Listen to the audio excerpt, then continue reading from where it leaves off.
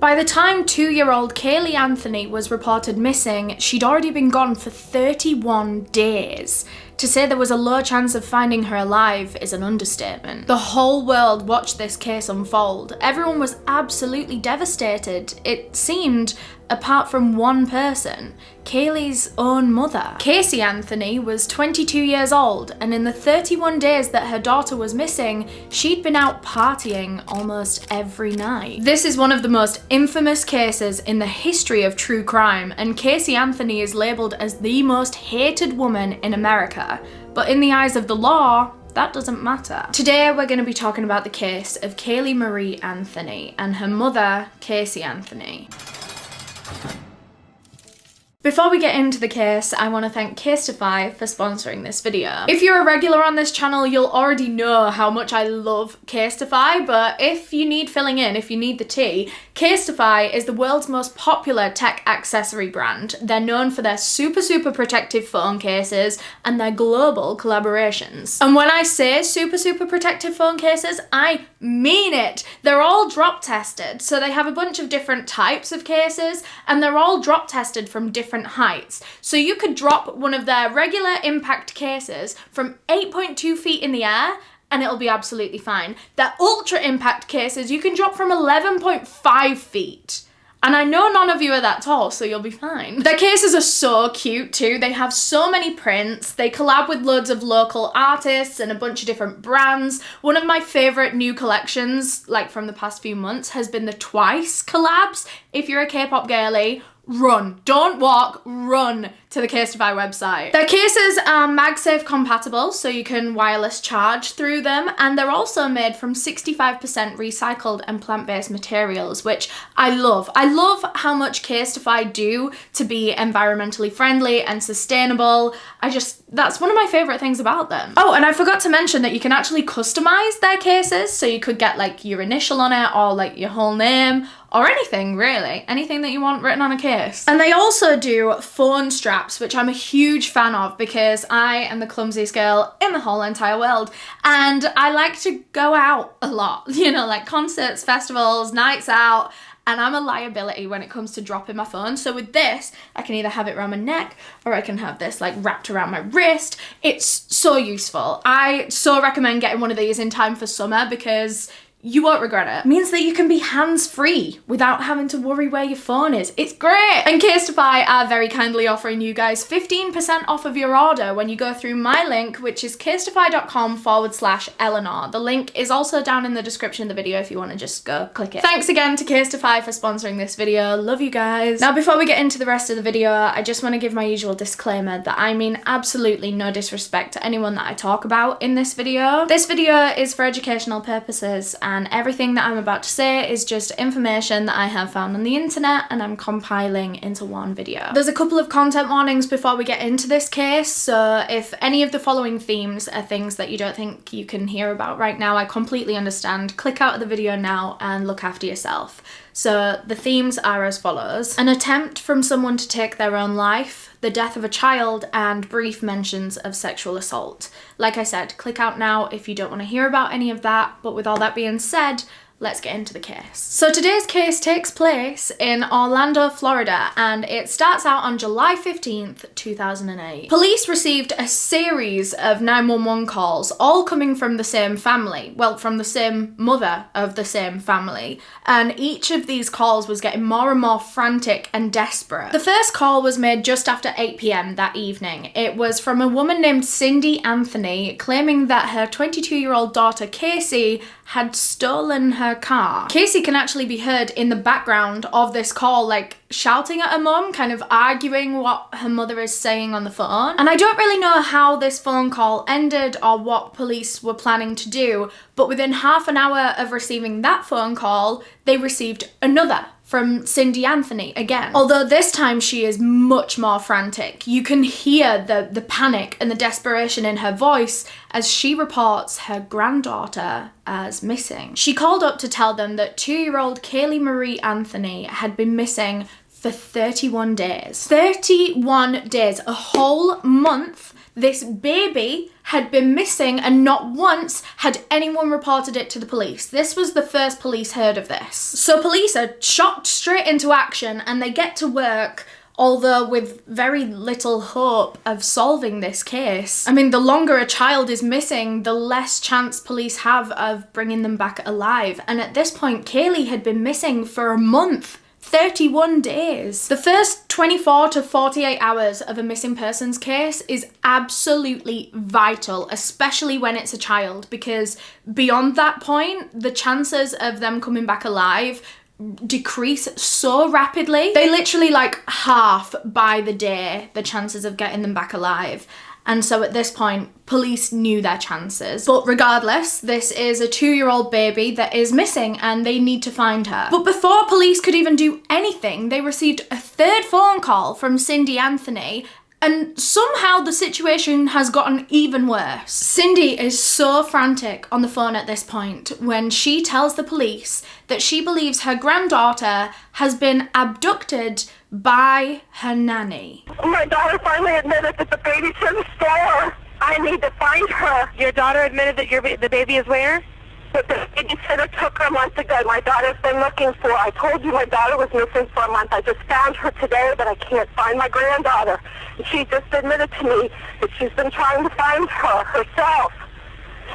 There's something wrong. I found my daughter's car today, and it smells like there's been a dead body in the damn car. Okay, what is the 3-year-old's name?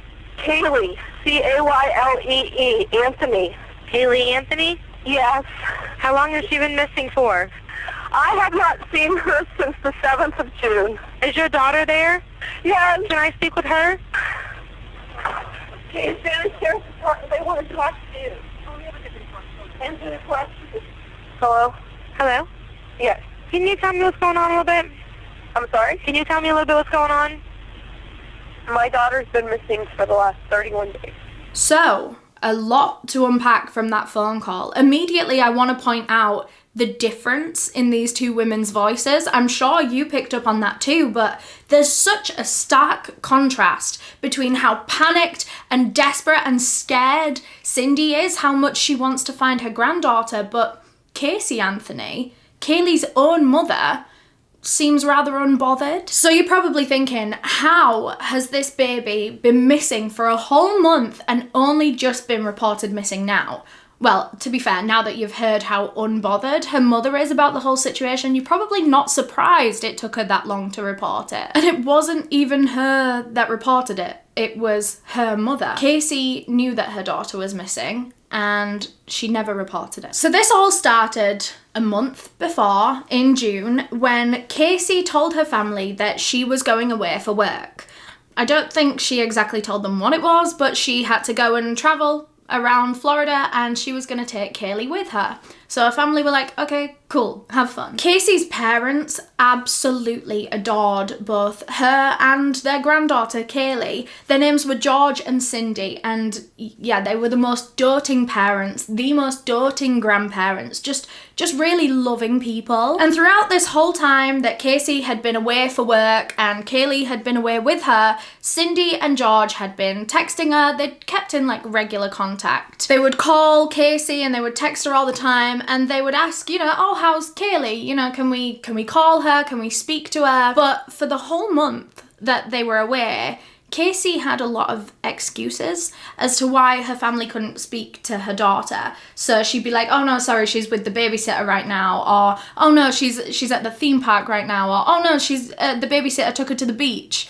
There was always something. She was always a busy baby, and never with her mother. And this was really, really painful for George and Cindy to go through, not being able to talk to Kaylee, because she was like a second daughter to them. Casey had Kaylee when she was so young. She was about 20 years old, and she still lived in the family home. So Cindy and George were very hands-on with Kaylee's childhood. They essentially helped to raise her. They were like two extended parents. And for a whole month, they got no updates, they didn't get to speak to her, and it was breaking their hearts. They did really miss their granddaughter, but that being said, they never once expected there to be a sinister reason for this. They believed their daughter when she said, she's at the beach or she's at the theme park. They had no reason to suspect that Casey was lying. So like I say, it had been about a month of this, with no communication with their granddaughter and relatively little with Casey herself as well. She was always busy with work and da-da-da. And then in July, George Anthony received a letter from the local car pound letting him know that his car had been towed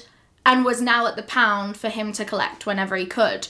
And he was so shocked to get this letter, because that car wasn't one that he was like actively using at the time. That was the car that he had lent his daughter Casey to go out and work in. That was the car that Casey and Kaylee had been traveling Florida in for the last month. So how and why has it been towed and ended up in a car pound? What was going on? Casey hadn't mentioned anything about this to her parents. She hadn't mentioned anything about the car breaking down or about her getting into trouble or about her not using the car. Absolutely nothing. This was the first that her parents had heard. So 2 days after receiving this letter, on July 15th, which is the same day that police received all those 911 calls, although that was later on in the day, earlier that day, George goes down to the car pound to go and retrieve his towed car. And when he arrived, the attendant alerted him to something quite concerning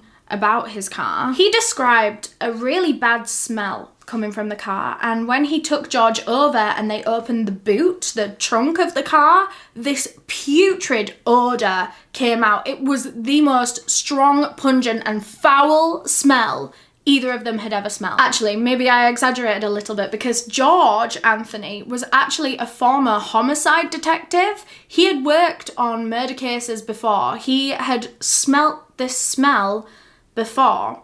He recognised it as human decomposition. But that didn't make any sense. I mean, this was his car that he had lent his daughter. Like, why on earth would it smell like human decomposition? I mean, there was a bag of trash in the trunk of the car, and so they thought, well, maybe it could just be this bag of trash, like, that's really, really rotted or something, and Florida is hot, so, I mean, perfect conditions to make a really smelly trash bag boot, isn't it? But there were more weird things than just the smell, because in the car, there was still Kaylee's car seat and a few of her toys, and there was one of Casey's bags, like a purse bag, one that you would think she would need, one that you would think she would be using day to day. All of this was left in the car, and apparently the car was just abandoned on the side of some road for some time before it was eventually towed and brought to the pound. It seemed like Casey had every intention of returning to the car and continuing to use it. They've left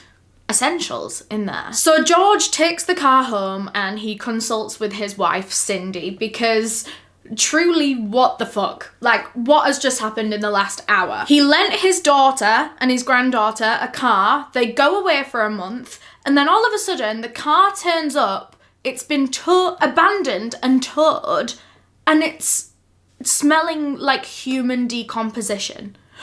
What is going on? I can't imagine how scary that would be. Of course, both of them are freaking out. They're desperately trying to get hold of their daughter, but Casey's not answering her phone. So they're calling around all of Casey's friends, being like, do you know where she is? Can you get us in touch with her? And one of her friends told her parents that Casey was staying with her boyfriend Tony in Tampa, which was about 2 hours away from where she lived. So Cindy and George go all the way to Tampa, 2 hours away, to go and collect their daughter. And when they arrive at the boyfriend's house, Casey is stunned out of her mind. Both of them are just like vegged out on the sofa watching TV, and Kaylee isn't with them. Kaylee isn't there at all. They all go back to the parents' house, and Casey admits to her parents that she hasn't seen her daughter since the day she left home. It had been 31 days. For the whole month, she had no idea where her own baby was. She said she'd taken Kaylee to a babysitter on June 15th, and the babysitter just never gave her back. The babysitter still had her. She had abducted her daughter. Cindy was so panicked hearing this. She had just heard that her daughter has been kidnapped and not seen for 31 days. They don't know if she's alive. They don't know if she's safe. So this is when Cindy just picks up her phone and makes that 911 call we heard earlier. Cindy hands the phone over to Casey so that Casey can speak to the operator, and she has a lot of questions to answer. She starts out by saying that the babysitter's name is Zenaida Fernandez Gonzalez, or Zanny for short. And you know who has her?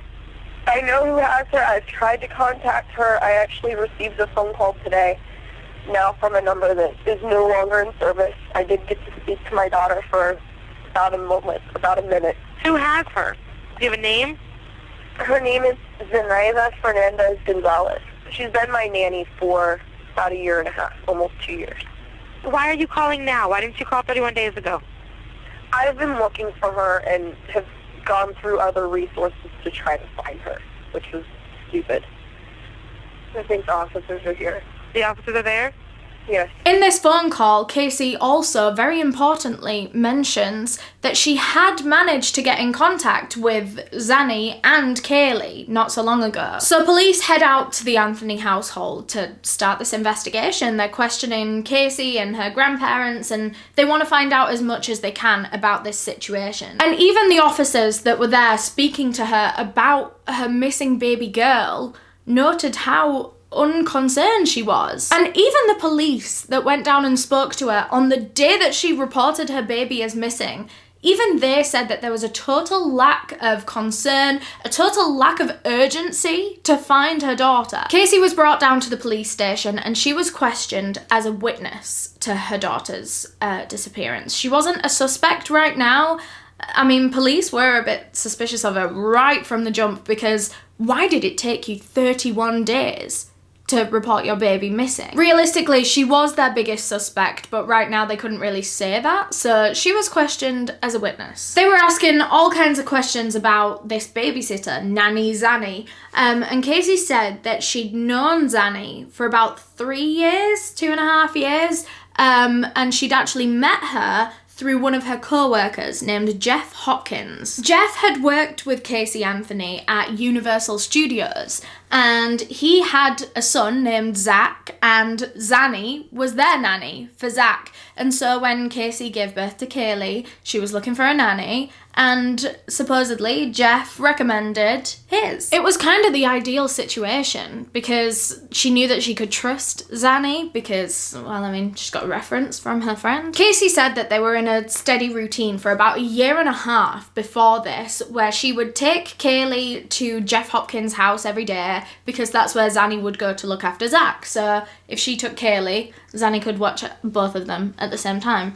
And yeah, it had been going well. They were really happy with Zanny, and Zanny loved the kids. But then at some point, Jeff Hopkins and his family moved to a different state, which meant that Casey wouldn't be able to take Kaylee to Jeff's house anymore, and Zanny had started working from her own home. So now Casey was taking Kaylee to Zanny's house. And the day that Zanny supposedly abducted Kaylee was June 15th, and Casey had been at work at Universal, and she said that she drove back to Zanny's apartment to go and pick Kaylee up, but when she knocked on the door, Zanny never answered. She tried calling Zanny's phone, but the number had been disconnected. Her phone was unreachable. It wasn't like it was going to voicemail, like the phone had run out of battery, or like she just hadn't answered.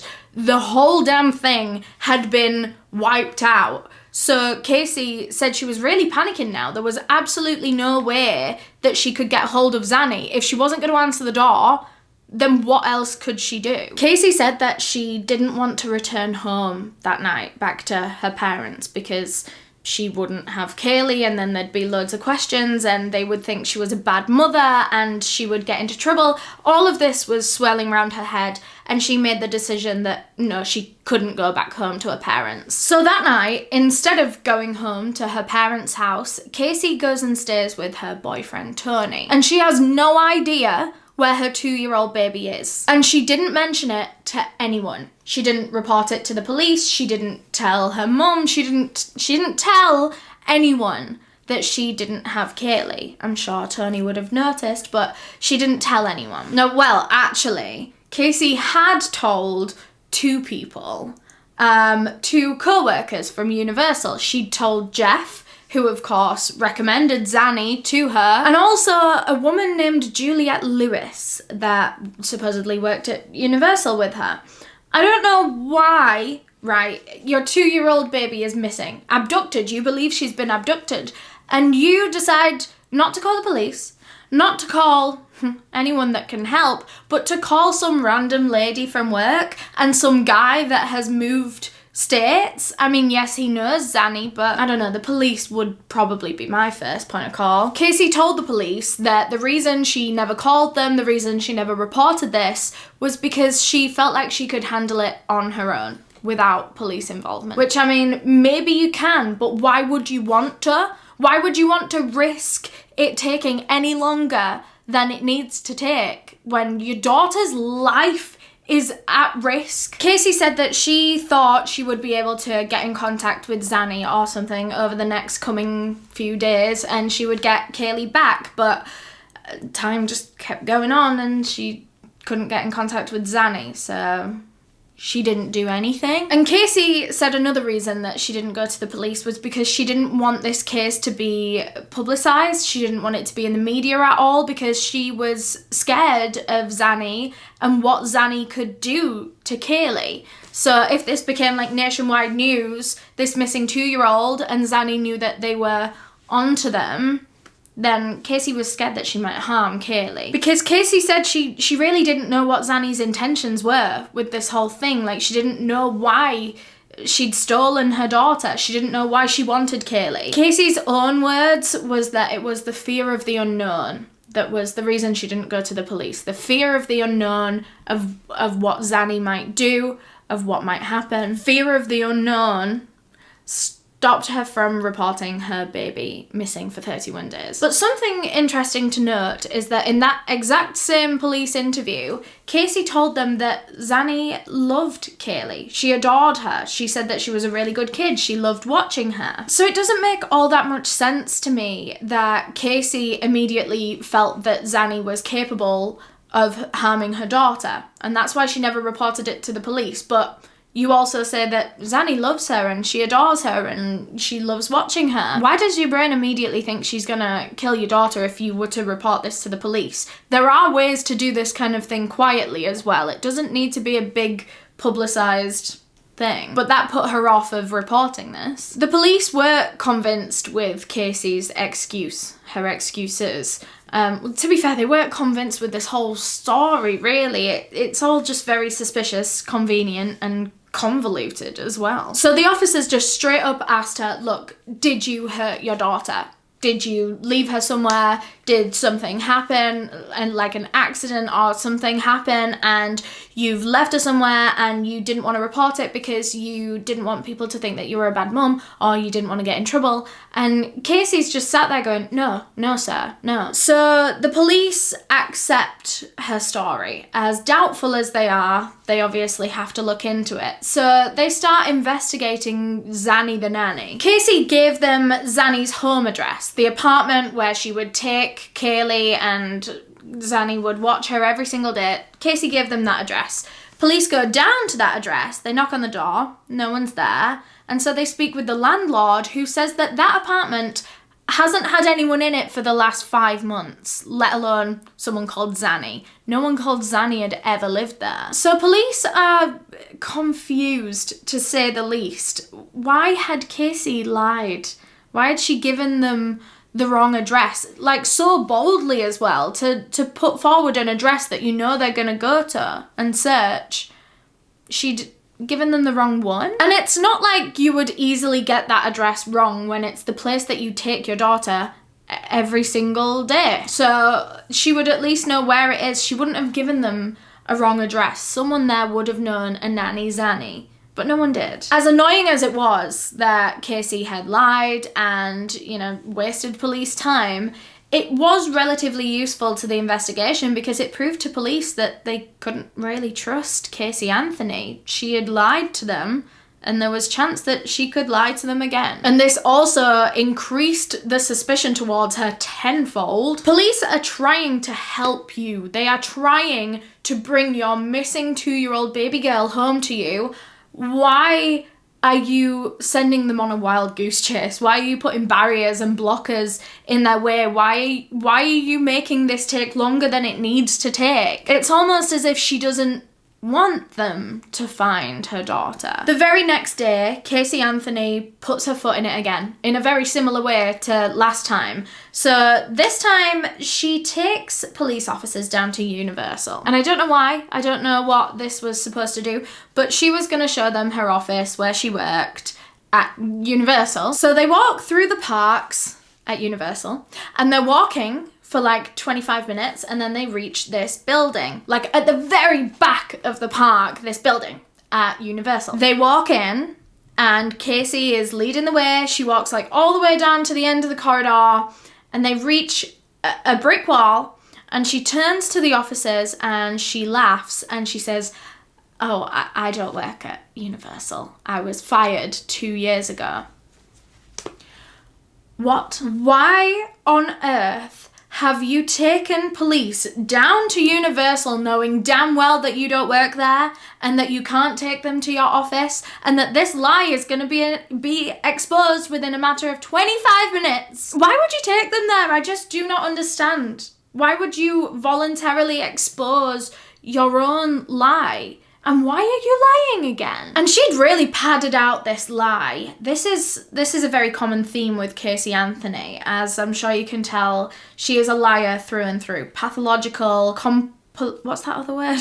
Compulsive. But that's the thing with pathological liars, isn't it? Is that they can never stop. They can't control it. They just keep going and going and going. They keep trying to lie their way out of their lies until everything crumbles down around them. It always happens eventually. But as I was saying, she'd proper padded out this lie, and she really pads out all her lies. This time she said that she was an events coordinator and she worked in this building, and like she'd worked there for years and she was quite high up in the company. Turns out she'd worked there 2 years ago, been fired, but she wasn't an events coordinator. She used to work at the kiosk at the Hulk Smash ride, and she would sell people the photos that get taken of the roller coaster. An events coordinator though. So Casey has just told the police that she doesn't work at Universal, and immediately this absolutely spins everything out. Like, it puts her whole story into question, because practically the whole thing, her whole story about Zanny the nanny and everything, all relies on her being at work at Universal, because she had to take her daughter to the childminder because she couldn't look after her daughter because she was at work at Universal. So if she wasn't at work at Universal, that means none of this story can be true. She'd never taken her daughter to a babysitter while she was at work that day. So had she even taken her daughter to Zanny? Did Zanny even exist? So right then and there, in Universal, police arrest Caylee Anthony on suspicion of child neglect, making false statements, and obstructing the investigation.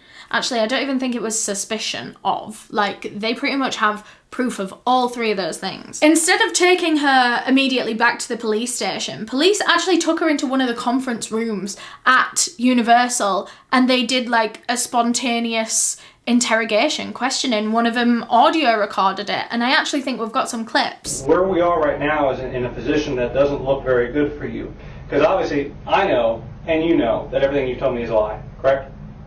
Not everything that I told you. Pretty much everything that you've told me, including where Kaylee is right now.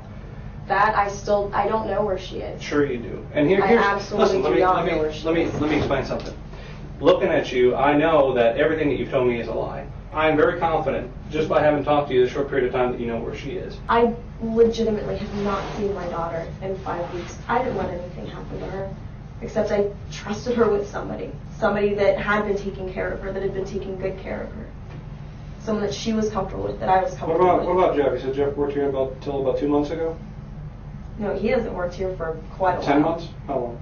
It's been at least 10 months. Okay. He got fired in 2002. He hasn't been an employee here since 2002. We put a lot more together than I think you realize we put together. My question to you is, we're in this office because our purpose in coming here was to do what? I'm trying to think of places No, where I know she's been. You're not answering my questions. Do you want us to help? Yes, You want to help us find your daughter? I do want you to Well, help. a good starting point would be to answer the questions, okay? If I say to you, we're here because, and then you just ignore that like I never asked it and go off in some other direction, is that answering the question? No. Okay. Well, let's go through this again. We're here because. Because I lied, because I brought you up here, and honestly I was reaching for No, stop another right avenue. there. I want you to tell me how lying to us is going to help us find your daughter. It's not going to. Well, then if the main thing you want to do is find your daughter, and you don't think lying to us is going to help us find her, why would you do that? Because I'm scared, and I know I'm running out of options. It's been a month. What are you scared of? I'm scared of not seeing my daughter ever again. I'm a parent too. I would have been beside myself. I have been. I would have called the police immediately, and that's the part that I just don't understand. Well, I we've didn't know got so what many to do. resources out there that we could help on day one. You didn't know what to do. I didn't know what to do. At that point, I'm thinking, okay, they haven't been gone that long. Maybe I can find them. Maybe I can track them down. We're not stupid, okay? And what you're doing right now is you're treating us like we're stupid. Everything that's coming out of your mouth is a lie. Everything. Either you gave Kaylee to someone and you don't want anyone to find out because you think you're a bad mom, or something happened to Kaylee and Kaylee's buried somewhere or in a trash can somewhere, and you had something to do with it. Either way, right now, it's not a very pretty picture to be painting. You're painting yourself as a very bad person. It needs to end. The truthful thing This is that I needs to have not end. seen my daughter. The last time that I saw her was on the 9th of June. Remember we had those two people that we were talking about, the person who had an accident and a person who's just a cold-blooded, callous monster? That's telling me that you are the second person, this cold-blooded, callous monster who doesn't care and doesn't want to help because she's afraid that something so heinous happened that everyone's going to look at her and say, she's a monster, she deserves to go away, she deserves to never see the light of day, this bad thing should happen to her. I don't want to believe that right now, but you're giving me no choice. Tell us what happened to Kaylee. Tell us what happened to I Kaylee. dropped off Kaylee. And that's the last time that I've seen her. I dropped her Where off. did you drop her off? I dropped her off at that apartment. No, you didn't. That's exactly No, where I you dropped didn't. her off. Did you just think that one day she's just going to show up at your house? No, I sat around yesterday trying to figure out what to do. I'm glad that I ended up seeing my mom, that all of that stuff happened. It happened for a reason because You're it was glad past you due. saw your mom. You could have saw your mom 5 weeks ago and said, Mom, I don't know I what... saw my mom's reaction right off the bat, and it would have been the same from the get-go. So wait a minute, you're more afraid of your mom's reaction than you are if you ever see your daughter again? You know, I'm absolutely petrified. Absolutely petrified. I know my mom will never forgive me. I'm never going to forgive myself. Is it that there's some other thing more important in your life right now that you just weren't really focused on what you were saying when you told us, so you kind of just accidentally told us you had an office here and we needed to be here, or did you purposely mislead us? Which of those two is it? I purposely misled Okay, so you purposely misled us. This was all an attempt to help find your daughter, right? That makes sense to you, correct? in a backward sort of way, yes. Backwards sort I'm of coming way. back to places that are familiar to me, that I know are familiar to her. Familiar situations that What did you maybe, think? just How old is she? maybe would help. She's almost 3. She's almost 3. What do you think, she's going to take a cab here? I mean, I know how do she's you think not. she's going to get here? Because she's with someone else. She's with someone else who's hid her from you for 5 weeks. Yes. Why would a person who has hid your daughter from you for 5 weeks, okay, bring her to the building that you used to work at? I don't know what else to do anymore. If I knew where she was, if something Well, let me would have ask you happened, this. I would have admitted that a Do you long think? time Do you ago. think? Do you believe thinking up more lies to tell us will help us? She's with someone that I absolutely do not trust, and that I'm absolutely scared that That you don't trust yet was babysitting your daughter for a year. I don't trust her now because of what happened. Who did you call first? Who did you go to for help first to help try to find her? No one. Oh, no, okay. All right. Okay.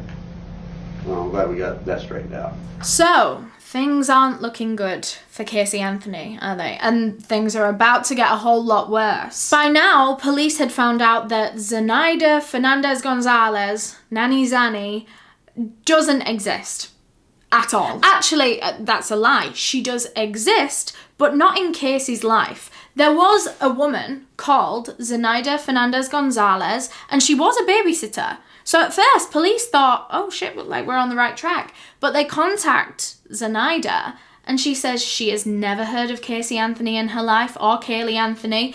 They'd never been one of her clients. There was no records, there was no evidence of her ever having met either of the Anthony girls. So police are really confused. They speak to a few of Zanny's clients, and all of them said that Zanny was a wonderful lady, that she was a great babysitter, she was great with their kids, nothing weird had ever happened, she'd never kidnapped one of their kids. And by now, police had also spoken with Casey Anthony's friends, so a bunch of young girls that she was always hanging out with, and they all said they never knew that Kaylee had a nanny.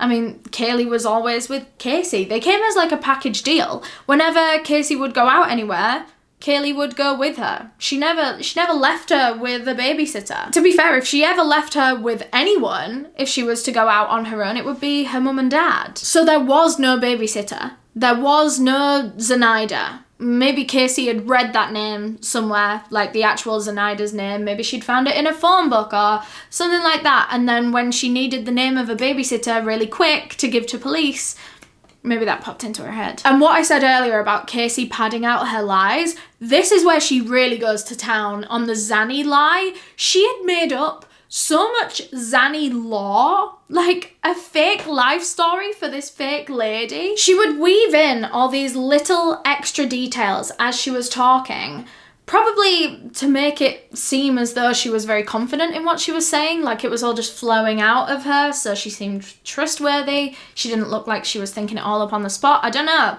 But she would weave in all these little details about like where Zanny grew up and where she went to university and where all of her extended family live, and the fact that when she was young her parents divorced and then her mum got a stepdad and his name was either Fernandez or Gonzalez, and so she decided to double barrel her name. Like, how much detail are we going into, and why do the police need to know all of that? She had worked really hard to build up this stupid lie about Zenaida Fernandez Gonzalez. But anyway, now she was arrested. Police took her into custody and she was allowed to have her one phone call home, and she decides to use it to contact her mother, Cindy. But she doesn't call her for like support or a shoulder to lean on, or, you know, not even just to let her mum know where she is. She actually called her mum because she wanted to confront her. Because for the last couple of days, while Kaylee had been missing, Cindy Anthony had gone on like a public appeal tour of the news and, well, every single news channel that she could, newspapers, TV news, broadcasts, all the lot. She was going out there begging for people to help her find Kaylee. But Casey had seen this, had seen her mother doing all of this to get her daughter back, and she didn't like it. Casey? Mom. Hey, sweetie. Oh, I just saw your nice little cameo on TV. Which one? What do you mean, which one? Which one? I did 4 different ones, and I don't know. I haven't seen them all. I've only seen 1 or 2 so far. You don't know what my involvement is and stuff? Casey. Mom. What? No. I don't know what your involvement is, sweetheart. You're not telling me where she's at. Because I don't f***ing know where she's at. Are you kidding me? Casey, don't waste your call to scream and holler at me. Waste my call sitting in the jail? Whose fault is you sitting in the jail? You're blaming me that you're sitting in the jail? Not Blame my yourself fault. for telling lies. You mean it's not your fault? What do you mean it's not your fault, sweetheart? If you'd have told them the truth and not lied about everything, they wouldn't... Do me a favor, just tell me what Tony's number is. I don't want to talk to you right now. I don't have his number. We'll get it from Lee because I know Lee's at the house. Get Tony's number for me. Hey, Hey, can you give me Tony's number? I can do that. I don't know what real good it's going to do at this point. Well, I'd like to talk to him anyway. Okay. Because I called to talk to my mother, and it's f***ing waste. Oh, by the way, I don't want any of you coming up here when I have my first hearing for bond and everything else. Like, don't even waste your time coming up here. You're making it real tough for anybody to want to try to... I'm not going around and around with you. That's pretty pointless. Christina would love to talk to you because she thinks that you will tell her what's going on. Frankly, We're going to find out. Everything I have she's no telling clue them where is Kaylee lie. is. If I knew where Kaylee was, do you think any of this would be happening? No. Anyway, you only got a couple minutes for this, so I'm not going to let you completely waste it. Here's Christina. She thinks she can get through. No, I want Tony's number. I'm not talking to anybody else. Hello? Hi, I'm glad everybody's at my house. Do me a favor, get my brother back because I need Tony's number. Does Tony have anything to do with Kaylee? No, nothing. Okay, so why do you want to talk to Tony? He's my boyfriend, and I won't actually try to sit and talk to him because I didn't get a chance to talk to him earlier because I got arrested on whim today. I just want to talk to Tony, get a little bit of... Casey, you have to tell me if you know anything about Kaylee. Sweetheart, if anything happens with Kaylee, Casey, I'll die. You understand? I'll die. If anything happens to that baby. Oh my God, calling you guys, a waste. Huge waste. These people are literally doing all they can to get her baby back, and it makes Casey mad. That's her reaction to people desperately trying to find her 2-year-old, is to get mad at them. The next day, Casey appeared in court and she was denied bail, actually, because the judge felt like she just had a total lack of concern for her daughter's well-being, and it was eerie. So she was gonna have to spend the whole time up until her trial starts in police custody. She couldn't be in her own home. And about 9 days into that, being in jail, her parents come to visit her for the first time. Luckily, this meeting was recorded, so we have all the audio. We also have the visuals, because it was one of those kind of meetings, you know, where it's not face-to-face, it's not in the same room. They were both in different rooms and they had those prison phones and it was through cameras, and we have all of that footage. So I'll be able to input some bits and pieces, and I'll also kind of talk you through bits. So it starts out with Casey sitting down to speak to her parents, and she is in good spirits. She's all like bubbly, giggly, smiley. She's like, hi. Meanwhile, her parents were the complete opposite. They were somber, they seemed depressed, exhausted, sad. Sad is the best word I can use to describe these two people. They just seem so sad. Of course, their baby granddaughter has been missing for a month. They're worried sick. They're exhausted from all these searches and TV appeals and news appeals, all of that. And that really shows in their tone and in their facial expressions and just the way that they're conducting themselves.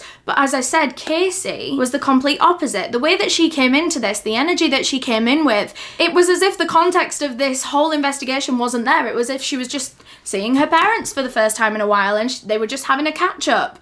It doesn't seem as though this is a woman that is currently missing her baby girl. What's that t-shirt? I didn't get a chance to ask him, you know, other things Kaylee's besides. picture's on the back. Is it? Can Dad show me the shirt? Yeah, turn around so she can see. It's the Never Lose Hope Foundation. Do you see it? I can see part of it, yeah. Have you seen me? And then it has the information on how to contact. Okay. Casey, you don't realize the whole United States is looking for our Kaylee. I know that, Mom. Her cover's going to be on People magazine in a few days. Okay. So as you just heard, Kaylee's disappearance was going to be put on the cover of People magazine, which is a huge, huge national magazine over in America. Millions and millions of people buy it every single issue. So that was going to be huge for this. There were going to be so many eyes on this case, so many people seeing pictures of Kaylee, which could hopefully spark some leads and some clues in this investigation. That's what they were really hoping. Because what an incredible tool this was, to be able to have this magazine cover and be able to push this case out to so many people. What a rare tool as well. No other missing persons cases get this kind of foot up in an investigation. This was incredible, and her family knew how lucky they were to be able to do this. But despite all of that, Casey doesn't really seem to care that this case is going to be on the front page of this big national magazine. Her response was just, okay. Like, it wasn't like it was good news to her. Like, this would be incredible news. If you were missing your baby girl and hadn't seen her for a month and you knew that there was going to be such a big push in the investigation, you would be so relieved and grateful. The way that she just says, okay, it's like it's something that she's accepting rather than something that she's happy about. Everybody is looking for her. Good. Everybody is looking for her. Are we going to be able to find her, do you think? I hope we can, Mom. No, I didn't get a chance to ask Lee. Can you look up a little bit more? Raise your eyes up a little bit. There you go. So now, look straight up so I can look into your eyes, darling. Thank you. I need to do that. It's okay to cry, Casey. Hey, gorgeous, how you doing? I look like hell. Well, you know something? You really need to keep your spirit high for all this. I haven't been crying while I've been in here. Well, you know trying something? to read books and do other things to keep my mind off of stuff. She admits that she hasn't been crying. She hasn't been sad. She's been distracting herself from her missing baby girl. I don't know, maybe that is a healthy thing to do to a degree if you're locked away in prison and you know that you can't physically do anything to help with this search, then maybe distraction is the best thing. But in reality, what mother could do that? I don't think I could distract myself reading books. If my 2-year-old baby was missing and I had no idea where she was, if she was safe, if she was even alive, I wouldn't be able to focus on a book. I wouldn't be able to get myself into a story. I wouldn't care about anything else on this planet. All I would be thinking about was my daughter. You might try to distract yourself at points, but realistically, I don't think it would work. I know that wouldn't work with me. It would just be circling around my brain literally every other minute. Where is my baby? What can I do to get my baby back? And I'm worried sick. I would be having all these horrific thoughts. I wouldn't be able to just read a book. But I guess that's just a pattern with Caylee Anthony. I mean, think back to the day that the 911 call was made when she was literally found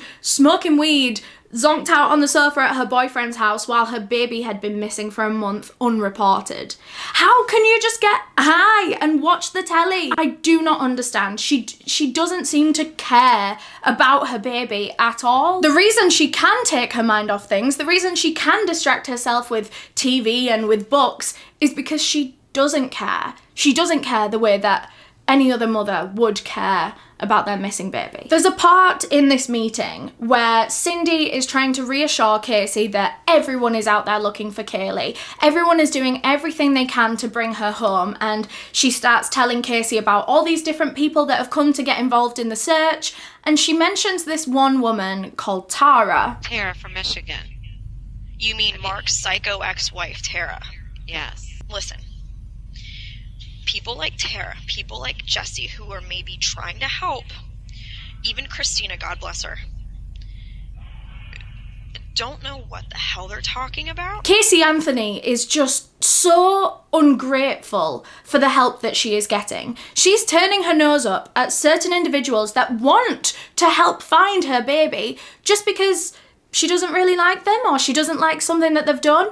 Literally, what does Tara's past or anything that happened with Mark, what has any of that got to do with anything right now? That is totally irrelevant to the task at hand, which is finding your baby. And Tara wants to do that for you. Why does her past matter? It seems that Tara wants to find Kaylee more than Casey herself does. It just makes it so glaringly obvious that Casey doesn't really want Kaylee to be found, because if you did, these things just wouldn't even cross your mind. You wouldn't care who found her as long as she was found. It also makes it glaringly obvious that Casey's priorities are just always in the wrong place. That's also evident in another part of this meeting where she starts complaining about the prison food. I ate coleslaw today. Tell them I ate coleslaw.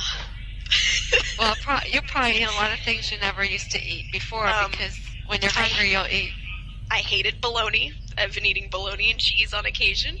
Grits. I don't do grits at all. It's terrible. Well, you know what? You're going to eat what's in front of you. I want you to know, I want to take your pain away from you. So, you know, you can tell me anything. I know that, Dad. I miss you, sweetie. I know that. I miss you, too. I wish I could have been a better dad and better grandpa, you know? You've been a great dad, and you've been the best grandfather. Don't for a second think otherwise. Well, you know, you and Mom have been the best grandparents. Kaylee's been so lucky.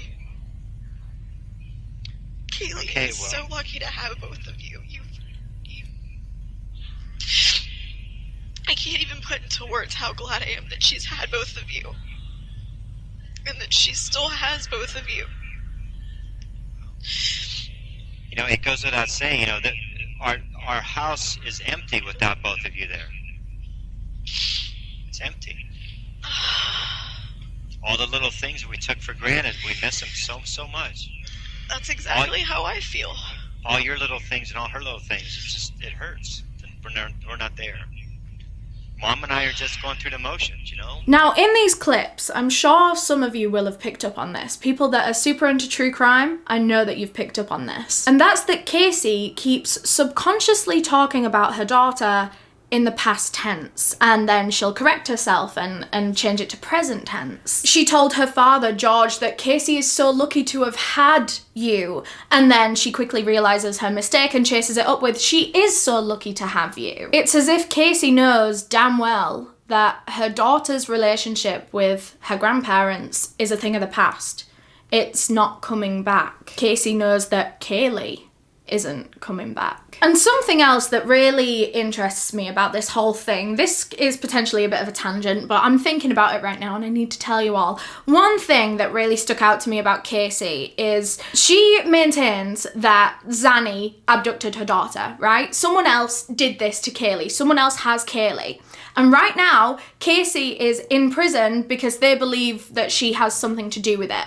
So if you thought that you were being falsely imprisoned for involvement in your daughter's disappearance, would you not be freaking out? I would be so offended if the police had me locked up in jail while my daughter was missing and I couldn't go out and help find her because they thought I had something to do with it. I would be devastated. I would be kicking off, quite frankly. I wouldn't just be eating the prison coleslaw and having calls with my mum and dad.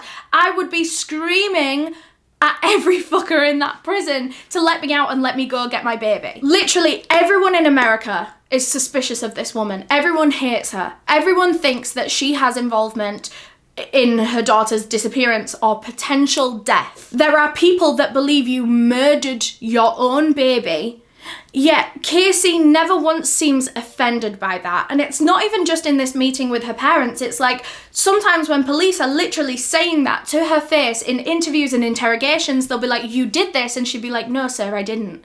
It's like, if you were accusing me of harming my own baby, I would scream at you. I would absolutely scream at you. But she's like, no sir, I didn't. She doesn't ever seem offended that she is being accused. It's almost like she kind of knew that this was coming, and now she's just trying to look as good as she can to the outside. She never really tries to defend herself and her own character. The only way that she ever tries to defend herself is by pushing it onto Zanny. So she would never say like, I'm innocent, I didn't hurt my baby. She would be like, no, it's Zanny. Zanny has my baby. You know who has my baby. I gave you the address. You know, she was always pinning it on Zanny rather than defending her own integrity. She just deflects and points the finger at someone else and just hopes that that will work. They never searched by her full name. They searched by Zenaida Fernandez or Zenaida Gonzalez, never by her full name.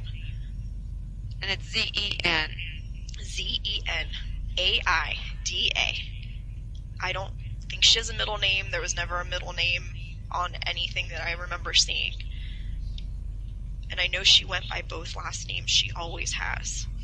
Since she was younger, since her mom remarried.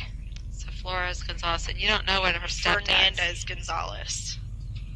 But you don't know what Fernandez Gonzalez. I think her dad's first name is Victor. Her stepdad, or that could be her real dad, but I remember her saying Victor. Victor and Gloria were her parents. Victor and Gloria are her parents, but they're separated or divorced. They are as of now, yeah. That was her stepdad. Divorced. But I know she has a lot of money. That's where she got the car from. I only get one or two phone calls a day that, you know, that are not nice phone calls, but I get many, many, many phone calls and many people reaching out that just believe in you. They believe in us finding Kaylee. Okay? So keep your head up high. But if you think of anything that could help, don't be afraid. Oh, I won't hesitate to let you guys know. You have to keep thinking positive. Positive feelings, Casey. Oh, I know. I have been. I've been staying as positive as I can. But do you think after this long she'd still be local? There's a possibility. What's your gut telling you right now? My You have gut's the telling same- me that she's okay. Okay. And your gut tells you that she's close or she's hiding? She's not far. I know in my heart she's not far. I can feel it. There's also the fact that in this meeting, Casey keeps like sniffling and wiping her tears. You know, she's getting a little bit upset at points. But I don't know if you noticed this. It's only ever about herself. She's never crying about her missing baby daughter. You know, her father turns around and shows her the shirt that he's had made that has Kaylee's face on it that says, "Do you know where I am?" And Casey doesn't shed a tear, but when it's about her and how much she misses her parents and how much she's not enjoying prison, that's when the tears come out, because she only cares about herself. So that was Caylee Anthony's first meeting with her parents from prison, and probably her last, because very quickly after this meeting, Casey hired a very good lawyer. Jose Baez is a very famous, or potentially infamous, lawyer for his involvement in some very high-profile criminal cases.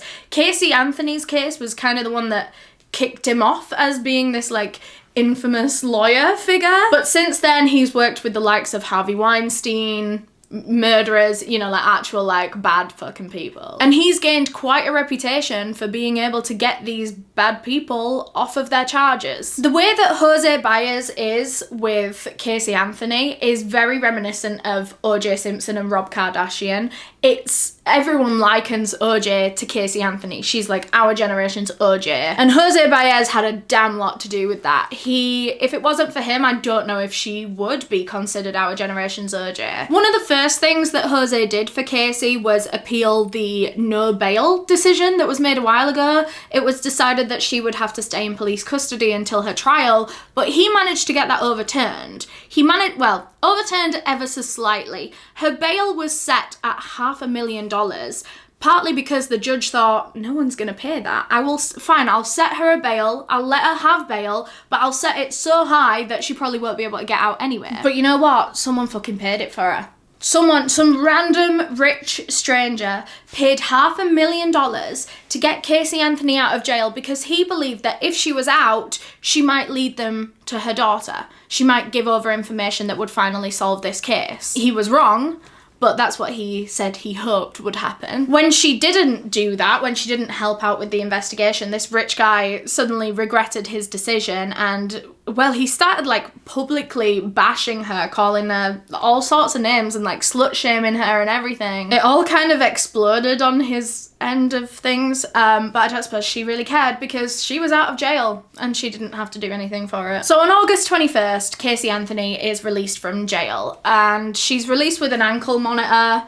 and she has a lot of rules about being released on bail. She's not allowed to go anywhere because they do still think that she's very much guilty of something. But she wasn't out of jail for very long, maybe only a month or so, until she was arrested again, this time on suspicion of Kaylee's actual murder. Her last charges were for like 3 smaller things, like child neglect, giving false statements to police. There was something else. And at the time, they did kind of suspect her having a hand in Kaylee's murder. If Kaylee was murdered, Casey looked like the biggest suspect, but at the time they couldn't really arrest her for that because they had no proof. But now they could officially charge her for the murder of her daughter. So, I mean, we all still feel. I, as a mom, I know in my gut, there's the feeling as a parent, you know certain things about your child, you can feel that connection. And I still have that feeling, that presence. I know that she's alive. Whether you have a bucket load of evidence downstairs that contradicts that and says otherwise, or all you have is speculation. Casey would now remain in police custody for the foreseeable future up until her trial, as they all tried to gather evidence against her and prove that she was a killer. And Caylee Anthony aside, detectives wanted to solve this case more so for baby Kaylee.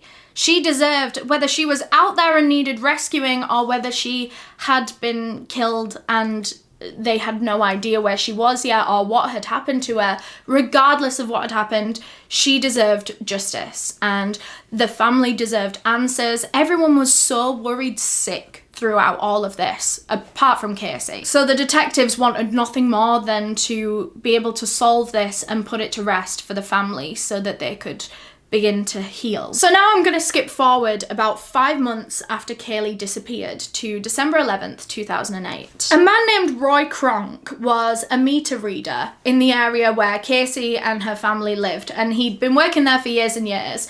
And between meter readings, sometimes when he would need to go bathroom, he would just like go in the wilderness somewhere.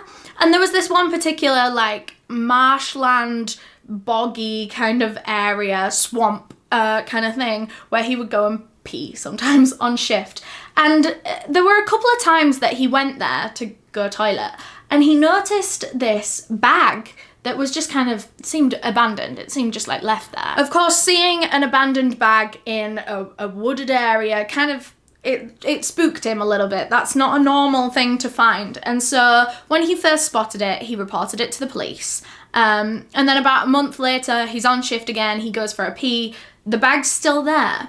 So he calls police again and he goes, look, there's this abandoned bag in this woodlands that I don't know what it is and you really need to come out and check it. No one does. About another month later, he goes back for another pee, still there. It even got to the point where he found the direct number for the local sheriff's office and called that. So he's done calling 911 now because that's clearly not working. He gets the direct number for the police in that area and he says, look, there is this bag that I've been reporting for so long, nothing's been done about it. I really think that someone should come down and have a look. So police send out a couple of officers to go do a cursory search of the area, but they didn't do it while Roy was there. They just went down in their own time when they were ready. They had a bit of a look around and they were like, oh, I can't find a bag. There's no bag here. Why didn't you go when Roy was there, when he could point you in the direction of the bag, when he could lead you to it? But no, they went in their own time and they couldn't find the bag. So they just leave and nothing is done about it.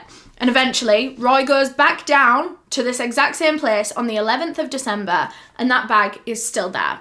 So at this point, he decides to investigate himself. He walks up to this bag, which is like semi-submerged in like mud. It's like a swamp bog thing. And he kind of pulls it out, unzips it. And inside, it looks like there's just a cloth of some sort, but it definitely seems like there's more in there than just a cloth on the top. So he grabs a stick and he starts poking around in this bag.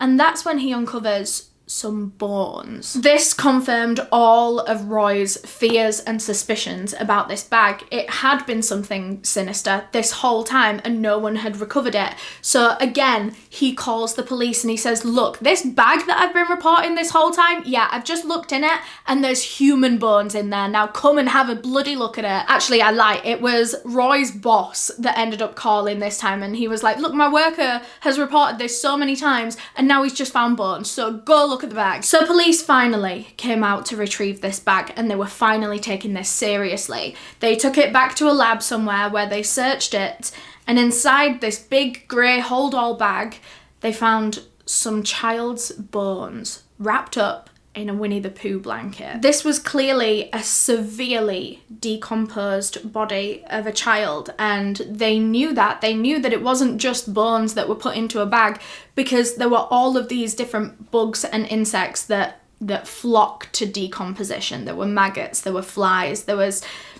everything there that had been feeding on this child for the months that bag had been under this swamp. But the worst part, arguably, of all of this is that when the skull was recovered from the bag, this very tiny skull, it had a strand of duct tape attached to it, suggesting that this child had had their mouth taped over as they were dying. So the remains were recovered and they were taken for an analysis because, I mean, an autopsy couldn't be done. There wasn't really a body to do an autopsy on, so all they could really do was study these bones and try to figure out who they came from. Of course, a cause of death couldn't be established because there was no body, there was no evidence for them to look at. Although one thing was for sure, and that was the death of this child was definitely a homicide. No death of a child ends like this, with duct tape over its mouth and with it being wrapped in a blanket and dumped in a swamp, without there being some malice in there, without this having been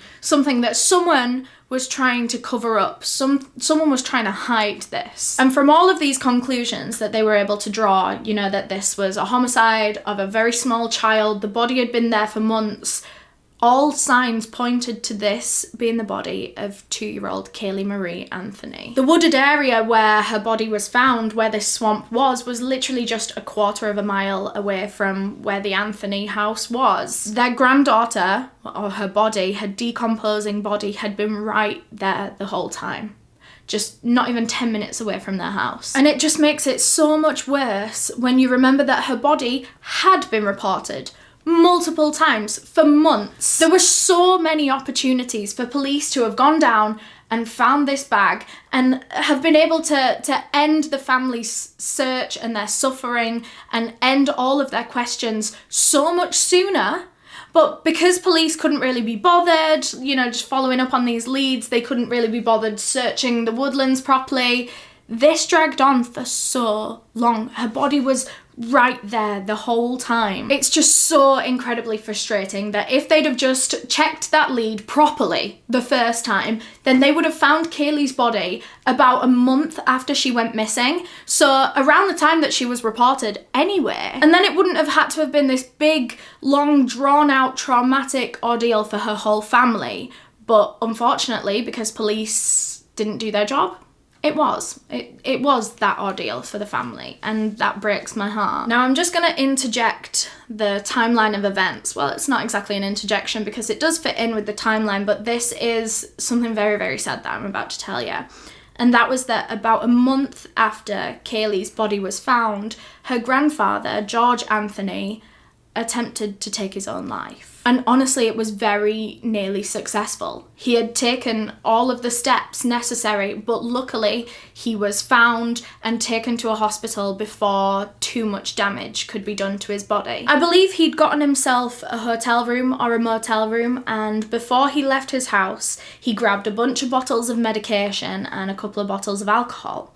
He went to this hotel room and there he penned a 5-page suicide note that was addressed to his wife, Cindy. He's saying over and over in this letter how much he can't live like this, he can't live without Kaylee, he wants to go and be with Kaylee, and he insists that Casey is innocent, and he feels so sorry for her with everything that she's going through. In the note, he says, "I want this to go away for Casey. What happened? Who is involved with this stuff?" And he ended the note with, "Kaylee, here I come." George sat there on the hotel bed, surrounded by pictures of his loved ones that he'd taken from home before he left, including some photos of Kaylee. He took the medication, he drank the alcohol, and then he did a final round of goodbye texts to all of his friends and family, which, of course, as soon as they received these texts, it flew them into a fit of panic. I believe the first person to report George Anthony as missing was actually his lawyer,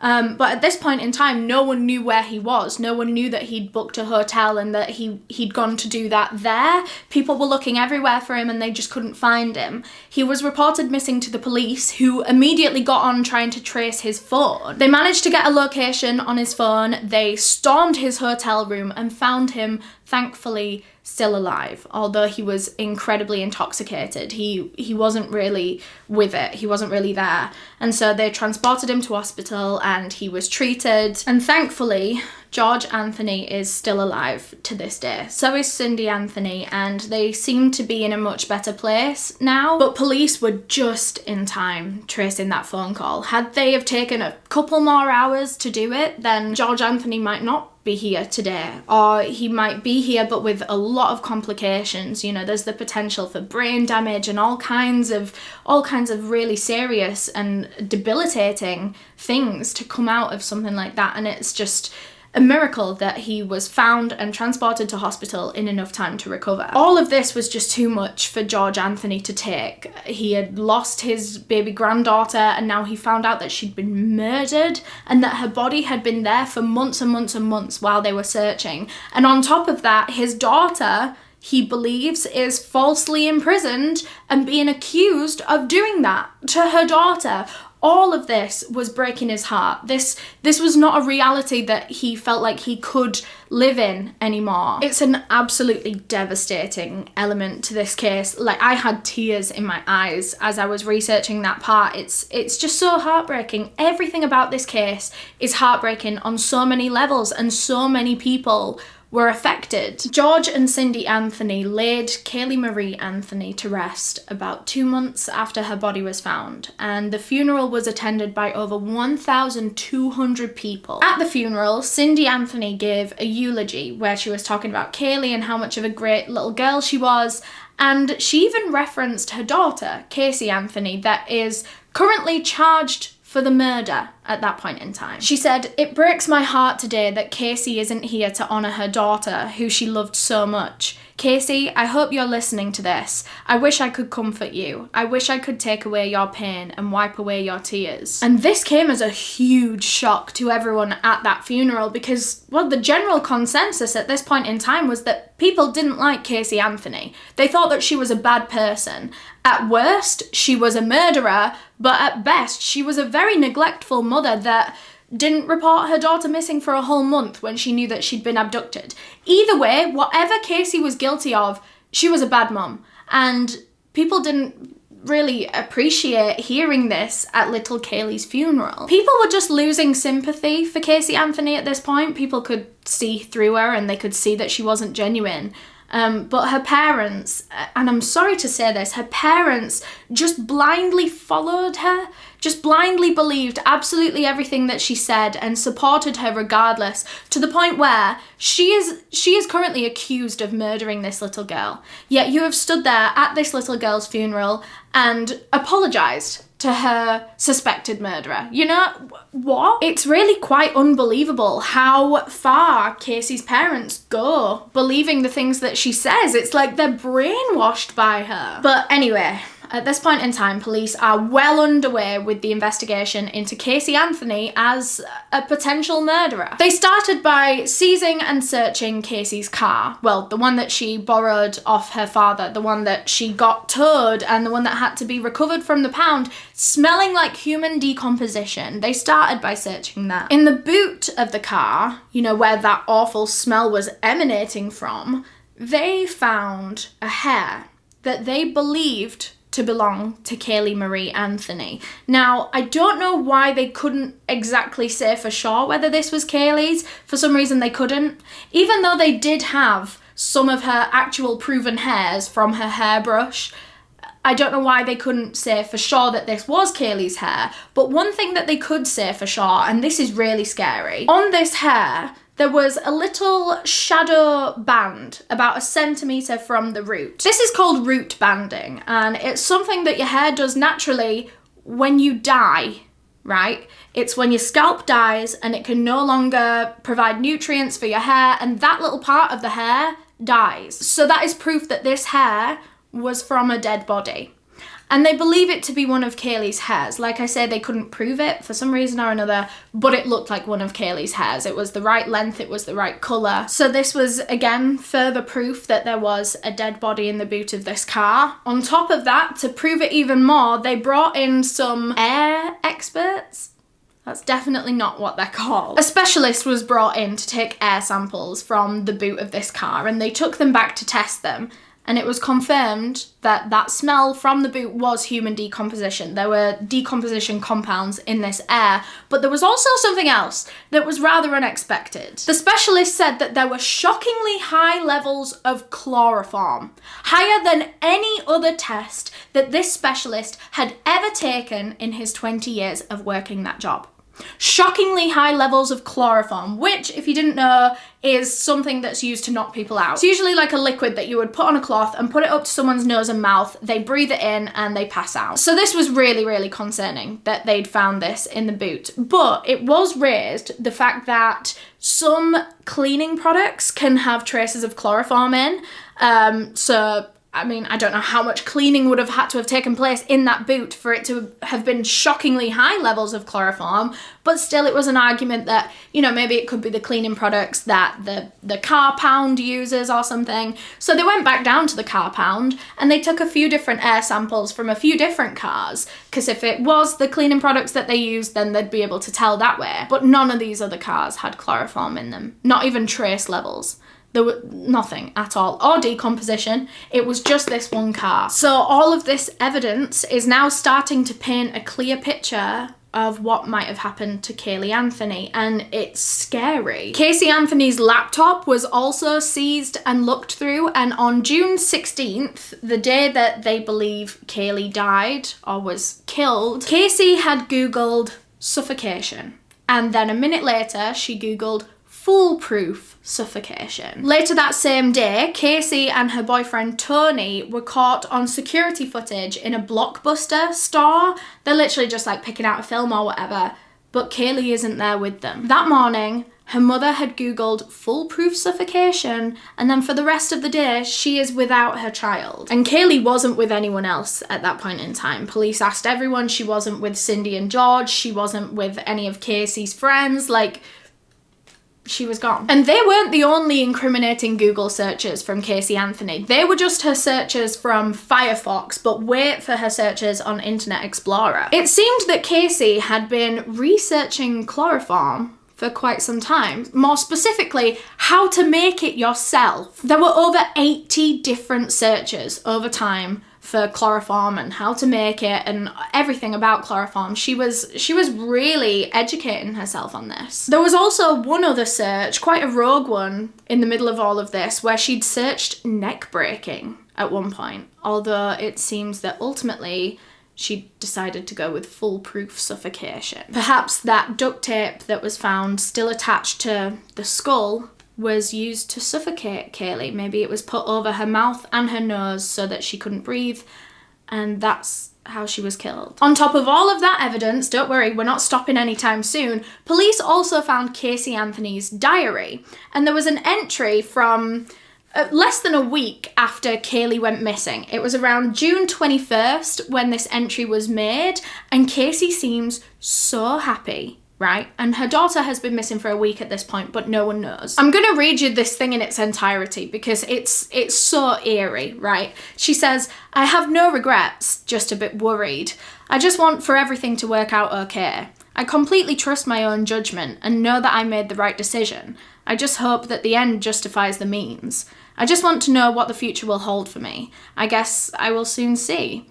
This is the happiest that I've been in a very long time. I hope that my happiness will continue to grow. I've made new friends that I really like. I've surrounded myself with good people. I'm finally happy. Let's just hope that it doesn't change." And she's not lying. She was really happy in the month that her daughter wasn't with her. In the month that her daughter was supposedly abducted by this nanny, Casey was out partying every damn night. She was doing everything but trying to find her daughter. She was out partying, she was out making friends, smoking weed, doing drugs. She even went and got a tattoo, right, on the back of her shoulder that said Bella Vita, which translates to beautiful life. Literally, what is beautiful about your life at that point in time? What an oddly timed tattoo to get the phrase beautiful life on your back while your baby girl is missing. Or is it because now her life is beautiful, now that she doesn't have Caylee? See, the thing is, Casey was 20 when she gave birth to Caylee, and the drinking age over in America is 21. So her social life was relatively over before it even began. I know that your social life doesn't have to be over if you have a child, but that's kind of how this is presented, is that Casey had a baby before she was even able to go and legally drink. So she never really did. She never really went out and had like a bit of a partying phase, you know, that everyone does when they can finally legally drink and they go out clubbing and, you know, you get into all kinds of shenanigans. She never had that because she had a baby at home that she needed to look after. And people think that she grew a lot of resentment to Kaylee because she saw Kaylee as the reason that she didn't get a young adulthood. She didn't get to go out partying. And so maybe that's why her life is beautiful now, because she doesn't have to stay at home looking after a kid and she can go out and party. One thing that I think is important to mention, you know, grouped in with that whole theory that I just told you, is that the boyfriend that she had at the time, Tony, she'd actually only been dating him for about 2 weeks, I think, before Kaylee went missing. And so this is very, very fresh. And Tony was a club promoter. He was a party animal in every sense of the word. And I think Casey met him, saw his life, and wanted it for herself. That's my opinion anyway. I think she saw what she could have had if she never had a baby. And then everything, we know everything else that happens. So, Casey Anthony's murder trial began on May 24th, 2011, 3 years after Kaylee was killed. And the prosecution started out by announcing that they were seeking the death penalty if Casey was found guilty. But first, they had the absolute mammoth task of finding a jury for this case. If you're familiar with all, like, how courts and law goes, the jury cannot have any pre-existing opinions or beliefs, or even really any pre-existing knowledge of the case that they are the jury on, because they can't be influenced by outside information. They have to be impartial and only judge based on the evidence that is presented to them in court. But the thing is, this case had been national, international news for the last 3 years. This was worldwide news. And it was going to be one hell of a task to find people that didn't know who Casey Anthony was and didn't already hate her guts. It took them weeks and weeks and weeks to find 12 people that were not aware of this case. And they had to import them in from different parts of America because, of course, the whole of Florida knew about this and hated Casey. It wasn't like they were going to be able to find local jurors. And when they found these 12 jurors, they had to essentially quarantine them throughout the whole duration of the trial so that they couldn't, you know, get swayed by the media or by anyone. They pretty much had to stay at the hotel that they had been put up in. They couldn't really just go out for the day by themselves. Even their communication with their friends and family was supervised and it was limited because, well, one of them could tell one of the jurors something, you know? They had to be so strict about all of this. But anyway, eventually the trial gets underway and the prosecution go in there and they say, we think Casey Anthony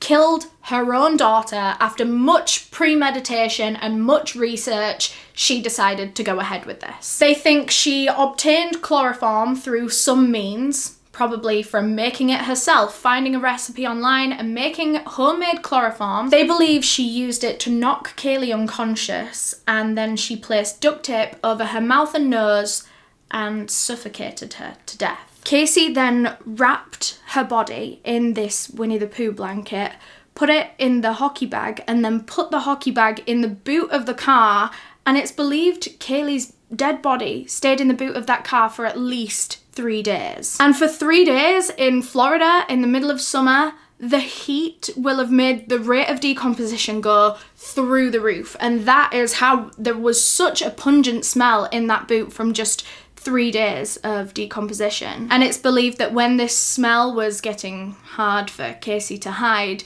she then took the hockey bag and ditched her 2-year-old daughter's body in this swamp. The prosecution told the court that they think her motivation was that she simply didn't want to be a mother anymore.